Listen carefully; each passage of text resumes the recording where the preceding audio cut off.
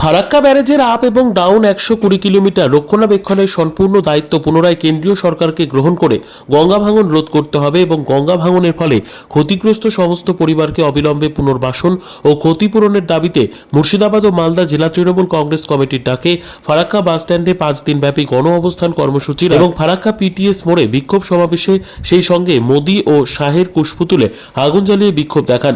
উপস্থিত ছিলেন জঙ্গিপুর সাংগঠনিক জেলা তৃণমূল কংগ্রেসের সভাপতি তথা সাংসদ খলিলুর রহমান, শামশেরগঞ্জের বিধায়ক আমিনুল ইসলাম, ফারাক্কার বিধায়ক মনিরুল ইসলাম, সুতির বিধায়ক ইমানি বিশ্বাস, বিধায়ক আখরুজ্জামান, সাংসদ আবু তাহের খান সহ একাধিক নেতা নেতৃত্বরা।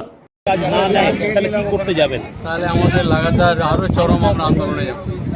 আমাদের জনপ্রতিনিধি সাধারণ মানুষ সকলে কিন্তু প্রস্তুত, মানসিকভাবে তৈরি যে কেন্দ্রীয় সরকার যদি আমাদের এই 120 কিলোমিটারের দাবি না মানে আমরা বৃহত্তর আন্দোলনে যাব। এমপি আছে, কি মনে হয় কেন কেন্দ্রীয় সরকার করছে? দেখুন 2005 সালে যে আমরা গতকালকে যে ঘরে বসে মিটিং করেছি সেখানে কালকে জানতে পারলাম যে এই ঘরটাতে বসে 2005 সালে চুক্তি হয়েছিল এই 120 কিলোমিটার। আর তারপরে 2017 সালে এই এনডিএ সরকার আসার পরে সেটাকে রাতারাতি তুলে দেয়। এটা খুব নিন্দনীয়। এইভাবে বাংলার মানুষ বা যারাই গঙ্গা আর পাড়ে রয়েছে আর কি তাদের জন্য এটা কিন্তু চরম বিপর্যয় বা তাদের ক্ষতিগ্রস্ত বা তাদেরকে এড়িয়ে যাওয়ার একটা হচ্ছে কেন্দ্রীয় সরকারের মানসিকতা। বাংলার প্রতি যে এইরকম একটা মনে করি এটা বঞ্চনা, এই বঞ্চনা থেকে আমাদেরকে বেরিয়ে আসতে হবে।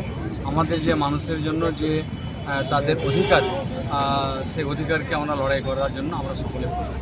আজকে শেষ দিনে কি দিয়ে শেষ করলেন?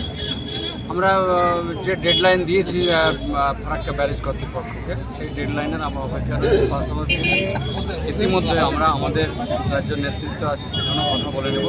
ডেডলাইনের সমানা পজিটিভ রেসপন্স পেলে খুব থ্যাঙ্কস, আর না হলে পরে আমরা কি অ্যাঙ্গেলে এগোবো আমরা সেদিনই ঠিক করে নেব।